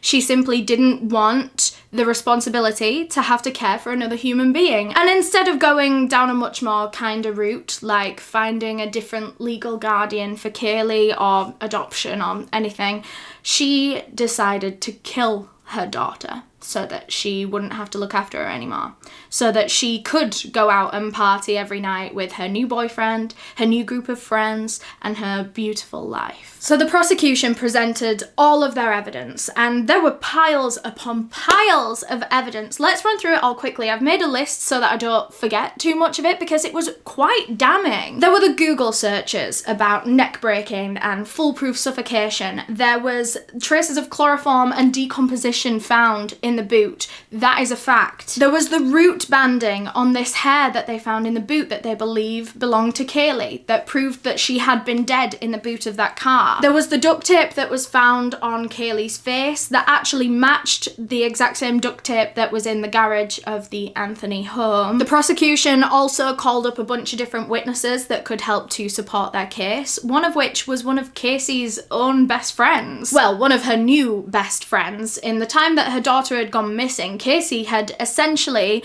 abandoned her old life and her old friends, and now her new friend group was her boyfriend's friends. And these girls and boys that she'd been partying with for the last month said that Casey never really talked about her daughter. She didn't seem concerned. She never really mentioned that Kaylee was missing. They said that her behaviour never altered once the whole time that they were partying with her. She just seemed to be living her best life. And I think one of the biggest pieces of circumstantial evidence in this case is the amount that Caylee Anthony lies. She is a pathological liar and has been caught out at every fucking hurdle that she has tried to jump. Lying about her job, lying about her co-workers, lying about this nanny, lying about how she found this nanny, lying about everything that she possibly could to put blocks and barriers in the way of police's investigation. If that doesn't scream guilt, then I don't know what does. But the frustrating thing about the case against Caylee Anthony is that this is pretty much all circumstantial evidence. I know there is some physical evidence like the hair banding and the air samples from the car, but they don't specifically say that Casey killed Kaylee. It certainly says that something suspicious and weird has happened. Kaylee died and her body was in the boot of the car, but there was no one piece of evidence that said for sure that it was Casey that did it. Annoyingly, there is only circumstantial evidence that says that Casey is the one that killed her daughter.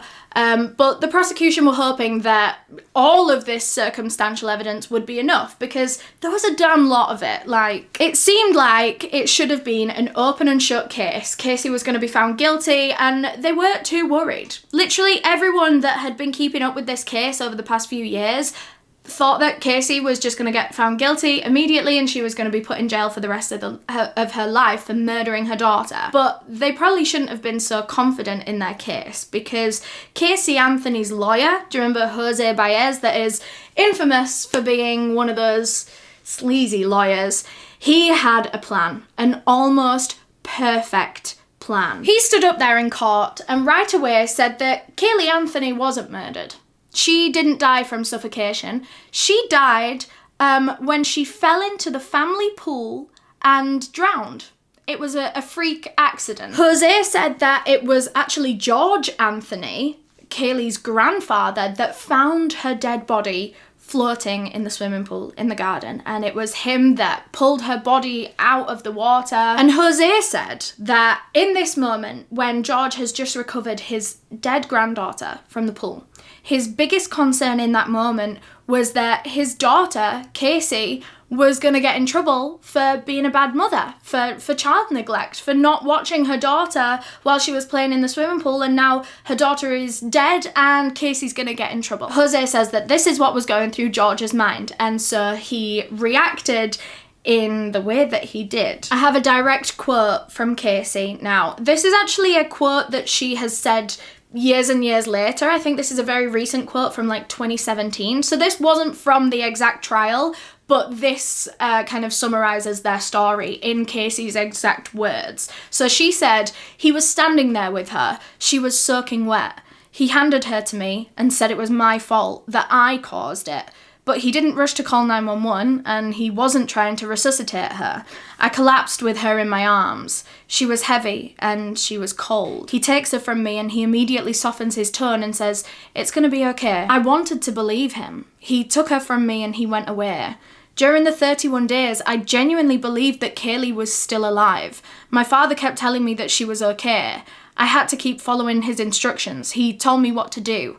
I tried to act as normal as I could. So what Jose Baez and Caylee Anthony are trying to say here is that George Anthony found Kaylee dead and took it upon himself to cover it up. George Anthony, who is a retired homicide detective, saw this accidental freak death which would have broken anyone's heart, but had that been reported to the police are not fucking stupid. They can tell the difference between a homicide and an accidental death. But for some reason, George, who is very experienced in the world of policing, he freaks out and he thinks, oh my God, they're gonna think the worst, they're gonna jail my daughter. So the best thing to do here is to hide the body and make it look like a homicide. It doesn't explain all the Google searches from days, months before this about how to make chloroform and neck breaking and foolproof suffocation. Which, bear in mind, all of those things that I just listed are proper evidence. They are things that can be presented in court, whereas this story that Jose has told the court is just that. It is just a story. It is just a theory. There is absolutely no evidence to say that Kaylee drowned or that George had anything to do with anything at any point. Jose also tried to defend Casey and her character more than anything. He tried to defend who she was and why she'd lied so much and the way that she'd acted through this case. He said that all of that had happened because Casey was deeply, deeply traumatized. He got up there and he said, when Casey was 8 years old, her father, George Anthony, began sexually abusing her. He would let himself into her bedroom at night and he would touch his own daughter, and Casey never told a single soul about this. Up until this day. Up until this day in court, she had never mentioned this to anyone ever. Not doctors, not her mother, not the police, not her friends, not her boyfriend, literally no one, none of her ex-boyfriends. I remember she had a baby with one of them. Jose said that apart from the obvious trauma that this caused her and trust issues and all of that, it also taught her to lie. This is how she learned to pathologically lie her way out of things, because at 8 years old, she was forced to lie to everyone that everything was happy at home and that everything was okay and that nothing was going on. Lying had been ingrained in her from before she even hit double digits. She developed it almost like a reflex coping mechanism for anything that stressed her out in life or anything that caused her distress. She would try to lie her way out of it because Jose said that that's just how she learned to cope as a child.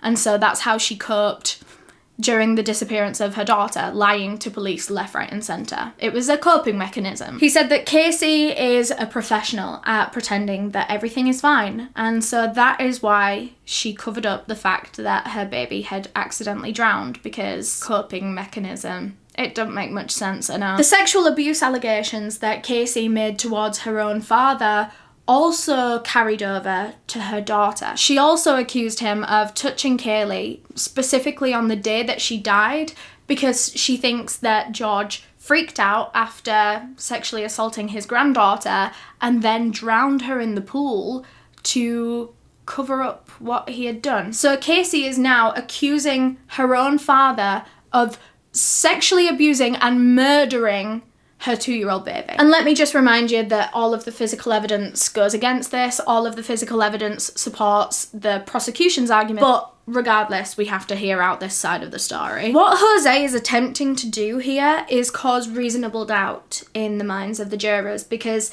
they have to find Casey guilty beyond any reasonable doubt, which basically means that if there is any doubt in their minds that she might not have murdered her child and that something else might have happened, there might be another explanation for all of this, then they can't find her guilty. They can only find her guilty if they are sure, beyond reasonable doubt, that she is guilty. But by throwing all these different stories and theories and allegations at the jury, it makes it harder for them to believe any one story or any one theory, doesn't it? So essentially what Jose has done here is present this somewhat believable story, potentially, that Casey had an abusive father and he then went on to abuse her daughter and killed her. And if the jury believe that even a little bit, then it works and Casey can go free. I have to say now that these allegations against her father have never been proven. There is no evidence. He denies it with every fibre of his being. He has denied it since the day it was first brought up, and he denies it still today. He says he never touched his daughter like that. He never touched his granddaughter. He never had a hand in the death. And one thing that I want to circle back to, I don't think this was mentioned in court, but because we've just talked about it and it's fresh on my mind, remember in that prison meeting when she's like on the phone with them through the cameras and she's saying, you're a great grandfather. Kaylee's been so lucky to have you. And I know that victims of abuse can hide it and they can put on a front and they can say things like this and not mean them, but when you put this in the context of the rest of Casey's life, she doesn't seem to be hiding an abusive relationship with her father. She seems to have missed him a lot. She honestly seems like quite a daddy's girl. She seems like she was a lot closer to her father through her childhood than she was her mother. So while we can't say anything for sure, and of course you always want to believe victims when they bring forward stories like this where it's hard to prove either side, you want to see the best in people and you want to hope that people wouldn't lie about something like this. But in the context of her whole entire life and the fact that this has never come up ever before, the first and only time the abuse was ever mentioned was when it serves Casey. Was when it could be a benefit to her and it could get her out of prison. So some people believe, looking at this case, that these allegations have been fabricated just so that Casey has an out in this trial. And the allegations didn't actually stop at her father, George. There were a couple of allegations that she made against her older brother, Lee. Very similar abuse and sexual abuse. She said that her brother must have seen his father do it and learnt it from his father, and then he would do it to her as well. So she was being abused from all the male figures in her close family. Again, Lee denies this completely and there's no evidence, there's no proof. She'd never mentioned it to anyone before in her life. These things just came up in the trial one day and George and Lee were so shocked to hear their names being dragged through the mud over something that had never even been mentioned before. Casey's lawyers were really taking her family down one at a time, starting with George, then with Lee, and then they even went on to her mother, Cindy. It was alleged that Cindy Anthony had forced Casey to keep her baby because when Casey fell pregnant at 20 years old, apparently she wanted to give the baby away for adoption. Because supposedly when Casey was 20 years old and she was pregnant with Kaylee, she didn't want a baby. She wasn't ready to be a mother, she wasn't ready to care for this baby, but she didn't want an abortion, she didn't want to get rid of the baby, she wanted to give it up for adoption. She wanted to give another family the chance of having a child, and she said this to her mother, and supposedly Cindy forced her to keep the baby. Forced her to be a mother when she didn't want to be one, when she wasn't ready to be one, when she wasn't developed enough. And so Jose Baez says that this added a whole lot of pressure, a whole lot of resentment to her life and her situation. And another interesting element from the defense that involved Cindy, but actually this time she wasn't villainized. She was, well, if anything, they were being really nice to her because they wanted her to take credit for some of the evidence that they were using against Casey. She was called up to the stand and the defense essentially got her to take responsibility for a lot of those Google searches pertaining to chloroform. Cindy said, oh yeah, that might have been me that Googled that because one day I was out in the garden with my dog and the dog ate some chlorophyll, which is like a garden, I don't know what they use it for, but she panicked because she didn't know if it was safe for the dog or if it could poison him, so she ran inside and started Googling chlorophyll and somehow ended up on chloroform. So they're trying to use that to explain away the chloroform searches, but I ain't having that for more than 2 seconds. There were over 80 searches over a span of at least a month about chloroform and how to make it at home. You don't Google a word and then somehow end up finding out how to make chloroform. That's just not something that happens on the internet. And these were like actual active Google searches. Someone had typed in chloroform and pressed enter Like, it wasn't like she just clicked on like related searches and then somehow found herself at chloroform. No, how to make chloroform had been typed in and searched. This doesn't explain anything for me. And on top of that, right, it was even proven that Cindy Anthony was at work on the day that a lot of the chloroform searches took place on the home computer. She was on shift at work, so it was someone else at home that was Googling how to make chloroform. But Casey's lawyer, Jose Baez, was very good at twisting narratives and putting another spin on physical proof and evidence. He was very good at manipulating. He also very much focused on Roy Kronk, you know, the one that found Kaylee's body, and he tried to say that Roy had contaminated the evidence by unzipping the bag and like poking around in there with a stick. But really, what is there to contaminate? Because they couldn't even get much evidence from Kaylee's body, from her remains anywhere. And yes, while I understand that touching a crime scene or a dead body it can be horrific for an investigation, but in this one particularly, it doesn't change anything. That was still Kaylee's body in there, and someone still murdered her.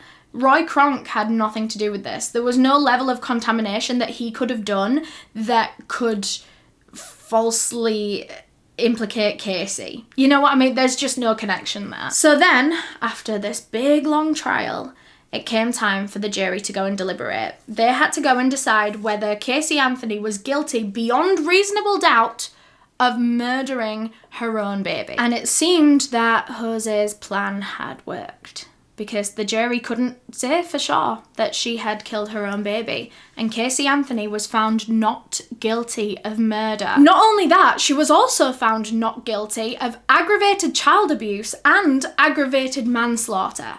She was found not guilty of pretty much everything. The only thing Casey was found guilty of was giving false information to the police.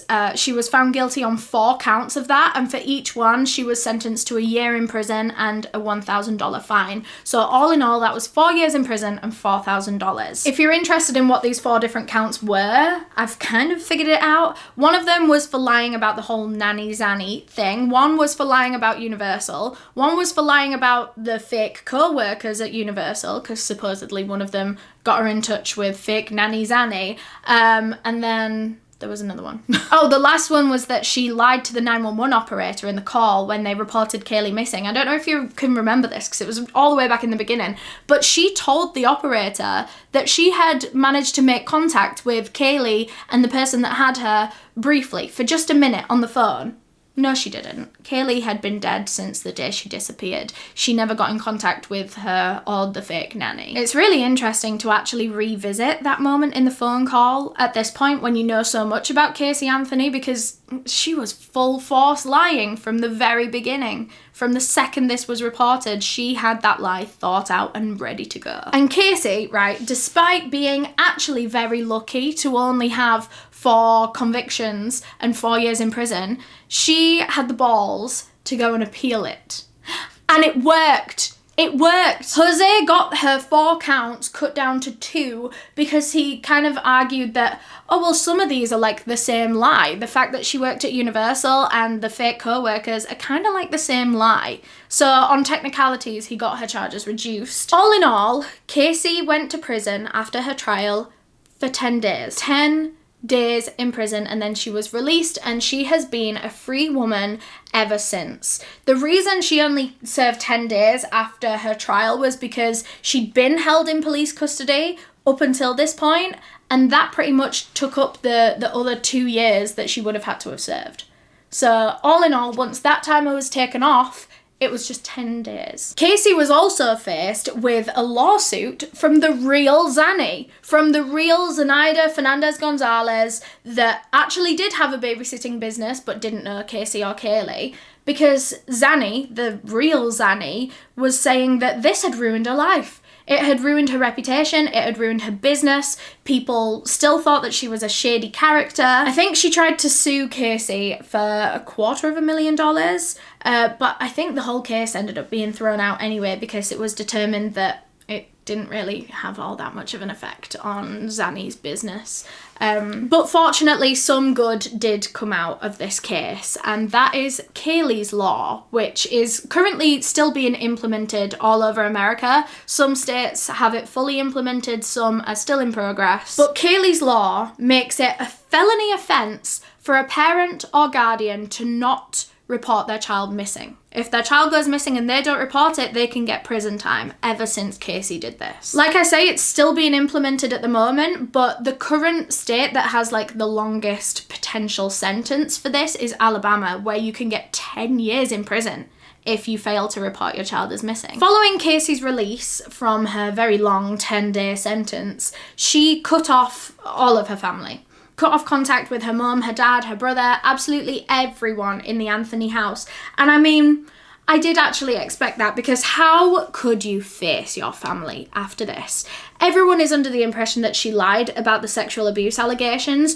You could never look your father in the eye again, could you? And like I said before, there is no proof that the allegations are false or the allegations are true, and we do want to try to believe victims, but this is Caylee Anthony that we're talking about. Proven pathological liar. She will say or do absolutely anything to clear her name and to get some, like, the blame pushed onto someone else. And we have seen that so many times throughout this case that I think that's why no one believes that her father sexually abused her. But one thing that really shocked me as I was researching like the aftermath of this case is that Caylee Anthony still lives in Florida. If that was me, if I was the most hated person in all of America, I would be getting the hell out of there. I would change my appearance, I would dye my hair, I would turn into a different person.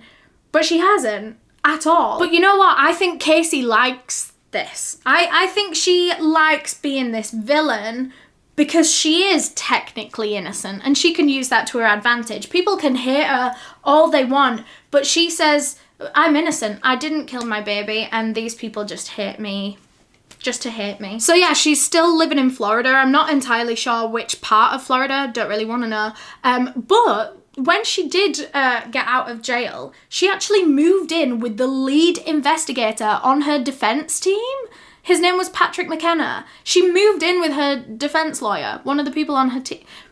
Weird. I think that's weird. It's a bit of a boundary cross, is it not? And actually, she still works for him. Oh, she got a job with him, by the way. And she still works with him to this day. He, like, doing, like, private investigating with him. I just found that so crazy that she moved in with one of the people on her defense team. But actually, this isn't the first time that weird rumors like this have gone around. There were rumors at the time of the trial that Caylee Anthony was sleeping with Jose Baez, her lawyer. They've both denied it. But yeah, a lot of people were thinking that Casey couldn't afford her fees because where was all the money? She never worked. So how did she pay Jose Baez? I mean, I'm not accusing her of anything, but this is something that I read online, and there were rumors at the time anyway, because the two of them seemed very close. You know, maybe a bit more close than a lawyer and their client would be. And then she goes and moves in with one of them afterwards. It's all just a little bit odd. But like I said, they've both always denied that their relationship was anything more than professional. But yeah, Casey's been living a normal life ever since this case. She has been working for Patrick McKenna the whole time, but she has been trying to like do her own thing. She tried to start a photography business, but that tanked very quickly because I mean, a photography business is a very personal thing, isn't it? Who would want to go to a studio and get photographed by the Caylee Anthony? Surely she knew it was going to be quite hard to make a business as herself on her own when she is the most hated woman in America. Caylee Anthony is now 37 years old, and she recently did an interview because she has very much stayed in the public eye, especially recently over the last like 5-6 years. She's been doing like a couple of exclusive interviews, and in one of them she said, I don't give a shit what anyone thinks of me. I don't care about that. I never will. I'm okay with myself. I sleep pretty good at night. She even spoke about Kaylee. She was asked about Kaylee once and what she thought Kaylee would be doing today if she was still alive. And she said that she thought Kaylee would be a total badass. She'd be listening to classic rock music and not taking shit from anyone. Casey has also covered up her Bella Vita tattoo that she got while her daughter was missing. She's covered it up with a mandala and some flowers as a symbol for growth and rebirth. And that is all I have on this case. Thank you so much for watching. Leave your thoughts down in the comments below, please, on this case especially, because I have wanted to talk about this with everyone ever for the last week or so, but it's not as big of a case over here in the UK as it is in America. I mean, trust, loads of people still know about it over here, but luckily none of my friends did, so I could tell them all of it straight from me. But yeah, please comment down below your thoughts, your opinions, your takes on this. I can't wait to read the comments on this one. Thanks again to Casetify for sponsoring this video. Remember, they're offering you guys 15% off of your order when you go to casetify.com/Eleanor. The link is also in the description, and that discount will be automatically applied at checkout. A huge thank you to all of my channel members for supporting the channel and helping me decide the cases that I cover. All of my tier 2 members are on screen right now, so thank you so much. If you want to become a channel member, you can click the join button down below. But yeah, thank you so much for watching this video. If you enjoyed, please leave a thumbs up. That would really help me out. It helps to boost the video in YouTube's algorithm, the mean, evil algorithm, and you can help me out with a thumbs up or a comment, just some engagement. If you want to watch another video of mine, I'll leave you one on screen right now, or if you want to subscribe to my channel, there's a little circle here. I post true crime videos every single week, so see you next week. Bye!